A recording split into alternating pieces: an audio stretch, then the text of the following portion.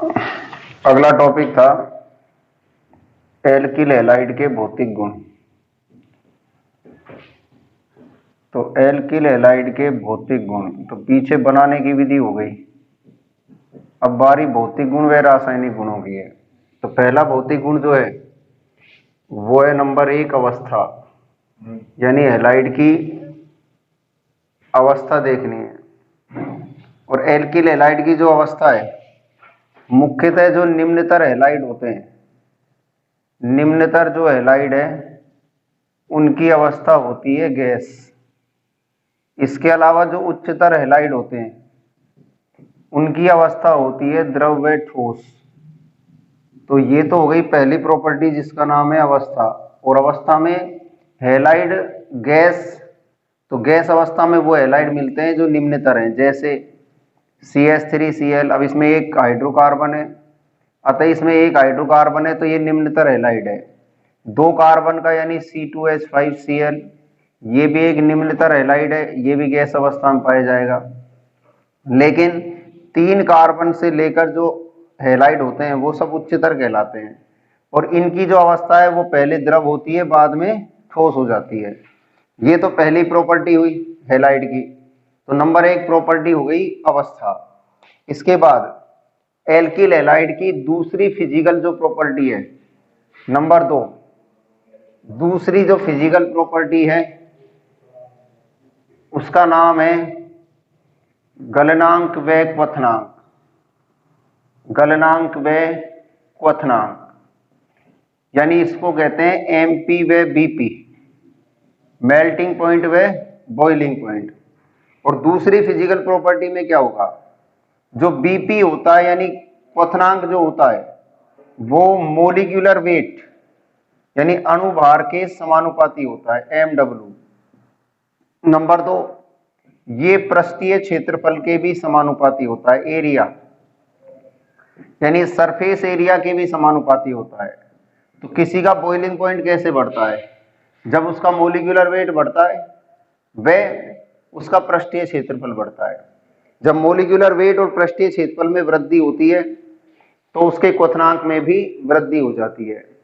ये दूसरी प्रॉपर्टी है। इस प्रॉपर्टी को हम ऐसे समझ सकते हैं, इसको उदाहरण से समझें तो दूसरी प्रॉपर्टी का अगर एग्जाम्पल लें तो उदाहरण नंबर 1, पहला उदाहरण है, ये एक एल्किल हैलाइड का सूत्र है CH3F, दूसरा है CH3Cl, CH3Br और CH3I। अब इसके अंदर जिसका मोलिकुलर वेट ज्यादा होगा उसका क्वथनांक भी ज्यादा होगा। अब FCl, Br और I, तो सबसे अधिक मोलिकुलर वेट होता है I का, अतः इन सब में क्वथनांक किसका ज्यादा होगा, CH3I का ज्यादा होगा।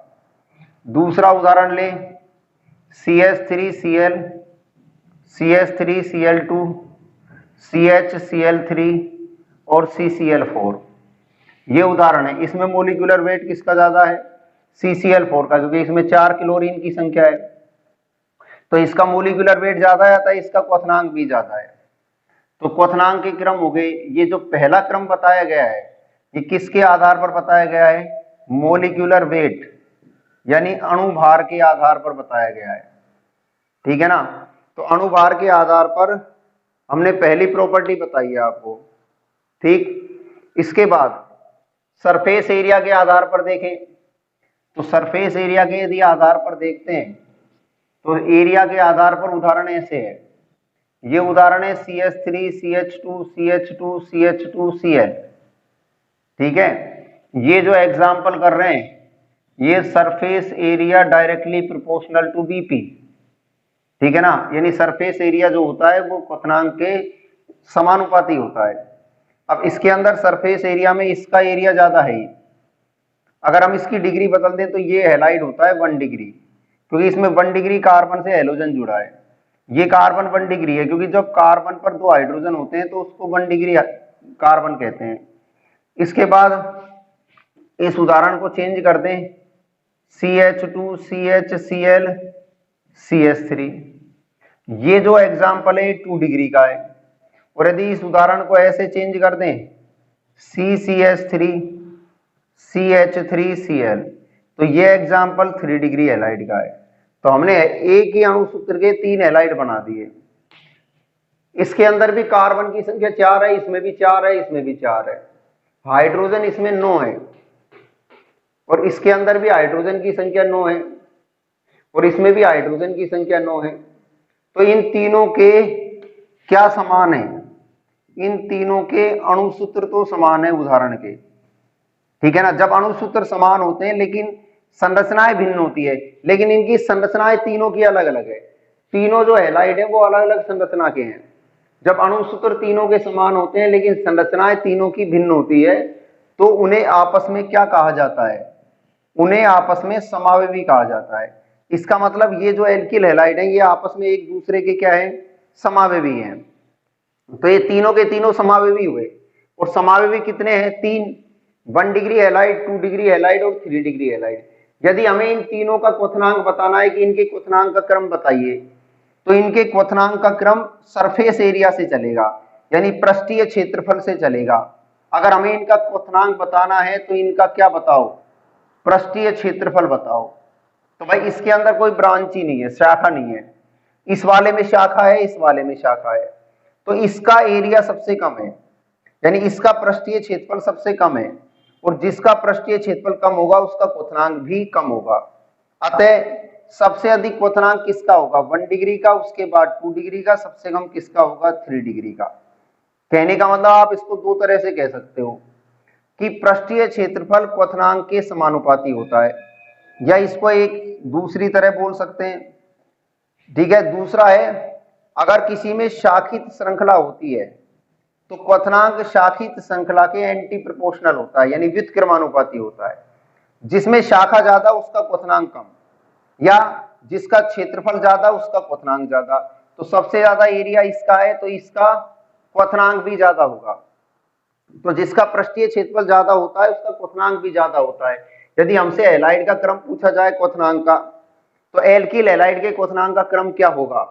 1 डिग्री का क्वथनांक सबसे अधिक रहा करेगा, फिर 2 डिग्री का, फिर 3 डिग्री का। पर शर्त क्या है इन तीनों में? इन तीनों में शर्त यह है कि आप पृष्ठीय क्षेत्रफल जब काम में लोगे जब सभी के क्या समान हो? अणुसूत्र समान हो। अगर अणुसूत्र समान होते हैं तो कौन सी प्रॉपर्टी काम में लेनी है? पृष्ठीय क्षेत्रफल। और अगर अणुसूत्र भिन्न भिन्न होते हैं तो जिसका मोलिकुलर वेट ज्यादा, यानी जिसका अणुभार ज्यादा, उसका क्वथनांक भी ज्यादा होता है, ठीक है। ये हमारे सामने क्वथनांक प्रॉपर्टी हुई, यानी हमने एल्किल हैलाइड की 2 फिजिकल प्रॉपर्टी देखी है। अगर इसी प्रॉपर्टी को तीसरे प्रकार से और देखें तो तीसरे प्रकार से एरोमेटिक में देखें। ये एक एरोमेटिक हैलाइड है, ये एरोमेटिक हैलाइड है, इसकी 3 पोजीशन है, ये ऑर्थो, ये मेटा और ये पैरा, तीनों दिख रही हैं आपको। इस एल्किल हैलाइड की तीनों पोजीशन आपको सामने दिख रही हैं। ये Cl, ये मेटा पोजीशन, और ये Cl, ये पैरा पोजीशन, ठीक है। इन तीनों के अंदर इसके ऑर्थो पर CH3 लगा दिया, इसके मेटा पर CH3 लगा दिया और इसके पैरा पर CH3 लगा दिया, ठीक है। ये बन गया ऑर्थो, ये बन गया मेटा, ये बन गया पैरा। अब उसने कहा कि इन तीनों का क्वथनांक बताओ। इन तीनों का क्या बताएं? क्वथनांक का क्रम बताएं। तो इन तीनों में से क्वथनांक किसका ज्यादा होगा? ठीक है, इन तीनों के अणुसूत्र सेम है तो ये आपस में समावेवी है ऑर्थो मेटा पैरा पोजीशन पर। इन तीनों में क्वथनांक किसका ज्यादा होगा? इन तीनों में ऑर्थो स्थिति का ज्यादा होगा, उसके बाद पैरा का, सबसे कम मेटा का, ठीक है। तो एरोमेटिक के अंदर सबसे अधिक क्वथनांक किसका होता है? ऑर्थो स्थिति का होता है, ठीक है ना, क्योंकि ऑर्थो स्थिति ज्यादा ब्रांचड होती है किसकी तुलना में? पैरा की तुलना में। लेकिन ये देखा जाता है कि अगर हम गलनांक की बात करें तो गलनांक क्या होता है? किसी ठोस का पिघलना, ठीक है ना। अब ठोस, इनमें सबसे अधिक स्ट्रॉन्ग ठोस कौन सा है? इनमें सबसे अधिक ठोस है ये। क्यों? क्योंकि इस उदाहरण में सममिति पाई जाती है, इस एग्जाम्पल में सममिति है ऊपर नीचे, ठीक है ना। जैसे इस तरह की ईंट होती है तो उनको एक दूसरे पर जमाएंगे तो आसानी से जम जाएंगी, लेकिन इन दोनों की ईंटों को नहीं जमा सकते हम क्योंकि इसमें ब्रांच निकल रही है।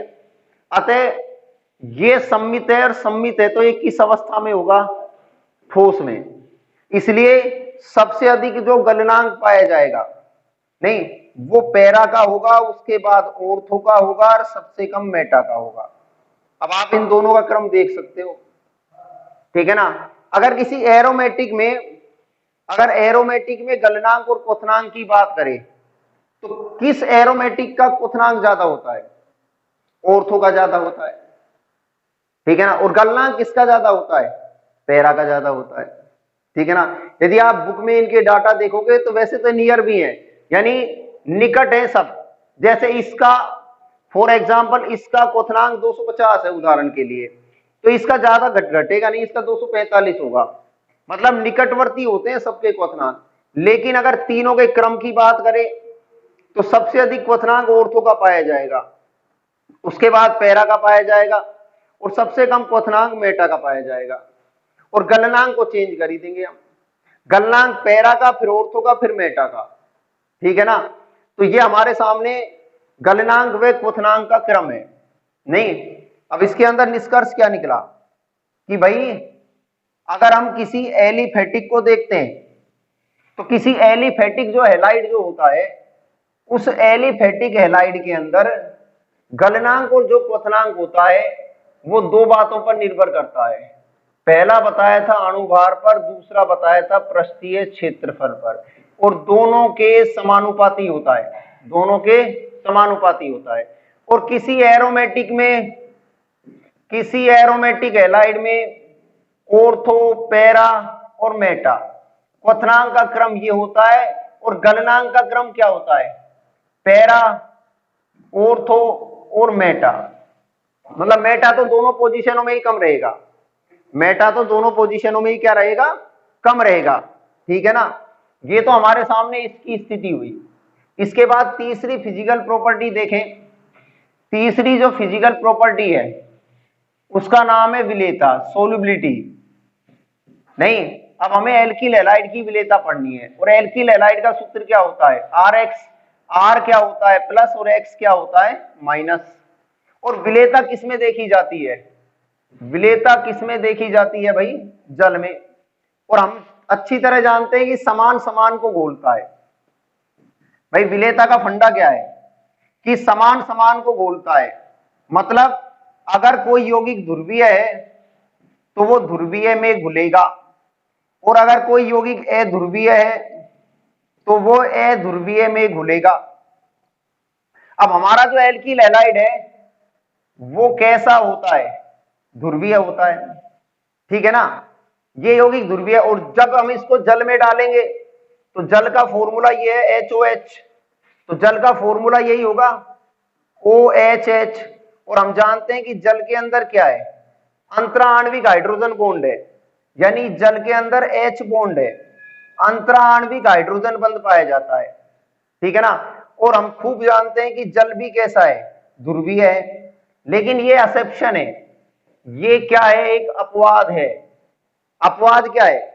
कि एल्किल हैलाइड पोलर है, ध्रुवीय है, और जल भी ध्रुवीय है, तो दोनों में विलेयता होनी चाहिए। लेकिन एल्किल हैलाइड के पास इतनी ऊर्जा नहीं होती कि वो जल के हाइड्रोजन बॉन्ड को तोड़ सके। अतः जितने भी एल्किल हैलाइड होते हैं वो सब जल में कैसे होते हैं? अल्प विलयशील होते हैं, ठीक है ना। तो मैंने आपको विलेयता का फंडा बताया कि विलेयता क्या होती है। विलेयता होती है समान समान को घोलता है, यानी हमेशा प्रकृति में जो समान नेचर के यौगिक होते हैं उनकी विलेयताएं ज्यादा होती है। जैसे नमक होता है NaCl, तो NaCl पोलर है, Na+Cl- जल में डालते हैं तो जल भी पोलर है, और दोनों विलयशील हो जाते हैं क्योंकि दोनों की नेचर समान है।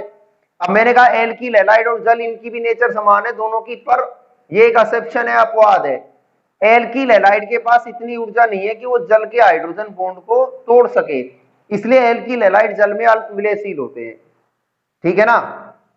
तो हमने एल्किल हैलाइड की विलेयता देखी नहीं, और एल्किल हैलाइड की विलेयता क्या है? एल्किल हैलाइड की जो विलेयता है वो अल्प विलयशील है, जल के अंदर विलेयता जल में ही देखी जाती है। तो एल्किल हैलाइड घुलेगा किसमें? ये घुलेगा अध्रुवीय विलायकों में, जैसे CCl4, बेंजीन, ईथर और एल्कोहल। तो एल्किल हैलाइड किसमें विलयशील होगा? CCl4 बेंजीन, ईथर और एल्कोहल में विलयशील होगा। ठीक है ना। यदि आपसे पूछा जाता है कि एल्किल हैलाइड अल्प मिश्रणीय होता है क्यों, तो आप इसका आंसर क्या दोगे कि एल्किल हैलाइड में, एल्किल हैलाइड की नेचर ध्रुवीय होती है और जल की नेचर भी ध्रुवीय होती है, लेकिन एल्किल हैलाइड के पास इतनी ऊर्जा नहीं होती कि वो जल के हाइड्रोजन बॉन्ड को तोड़ सके, क्योंकि इसके पास H बॉन्ड है, हाइड्रोजन बॉन्ड, और हैलाइड जब इसके बॉन्ड को तोड़ेगा तभी तो जुड़ेगा, क्योंकि ये जब टूटेगा बॉन्ड तभी तो R और X जुड़ पाएंगे। अब ये बॉन्ड टूट नहीं पाता तो R और X जुड़ नहीं पाते, जुड़ेंगे नहीं तो विलेयता होगी नहीं। ठीक है ना।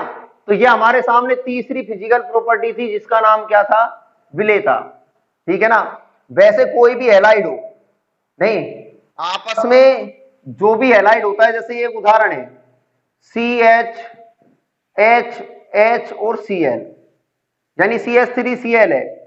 अब ये जब भी होता है तो ये गैसीय स्टेज में क्या होता है, गैसीय स्टेज में इसका एक मॉलिक्यूल इसके दूसरे मॉलिक्यूल से जुड़ा होता है, इसको क्या बोलते हैं, अंतराण्विक, इसको अंतराण्विक बल कहते हैं।